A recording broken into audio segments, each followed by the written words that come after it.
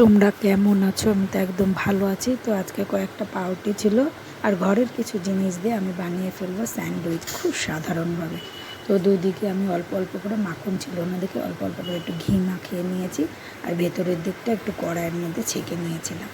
তারপরে কি করলাম, চিজগুলোকে গ্রেট করে ওই পাউরুটির উপরে দিয়ে দিলাম। তারপরে অল্প কুচি কুচি করে কাটা পেঁয়াজ আর লঙ্কা ওর মধ্যে দিয়ে দিলাম। তার উপরে আরেকটু চিজ দিয়ে খুব সুন্দর করে ঢেকে ওই পাউরুটিটা দিয়ে কিন্তু চাপা দিয়ে দিলাম। যে দিকটা দিয়েছিলাম হচ্ছে ঘিটা, সেদিকটা কিন্তু বাইরের দিকটা থাকবে। তো এইভাবে একটা কমপ্লিট হয়ে গেল। এইভাবে তিনটেকেই আমি কমপ্লিট করে ফেললাম এবং কমপ্লিট করে এই ইয়ের মধ্যে দিয়ে দিলাম, প্যানের মধ্যে, এবং এটাকে দম খাওয়ানোর জন্য একটু অল্প করে ঢেকে দেবো।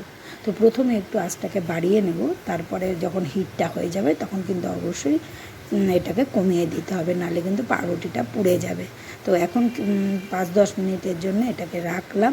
এবার দেখো খুব সুন্দর করে কিন্তু দুদিকটাই খুব সুন্দর করে ওলট পালট করে আমার ছাকা হয়ে গেছে এবং মচমচও হয়ে গেছে। যদি তোমরা একটু ঘি মাখন লাগিয়ে দাও তাহলে কিন্তু দেখবে জিনিসটা খুব ক্রিস্পি ব্যাপারটা এসে পড়বে। তো বন্ধুরা, আমার স্যান্ডউইচ বানানোটা তোমাদের কেমন লাগলো? তো ভালো লাগলে অবশ্যই কিন্তু ভালোবেসে সঙ্গে থাকবে। আর ঘরে বানানো যে কোনো জিনিস দিয়েই কিন্তু আমরা বাইরের মতো খাওয়ার ইচ্ছা করলে তৈরি করে ফেলতে পারি। তাহলে বন্ধুরা, এবার একটু গোলমরিচের গুঁড়ো দিয়ে দিই, তারপরে পরিবেশন করে দিই খাওয়ার জন্যে। তাহলে তোমরাও করো, খাও। খুব সাধারণ জিনিস দিয়ে করলাম চিজ ব্রেড। তো চলো, টাটা।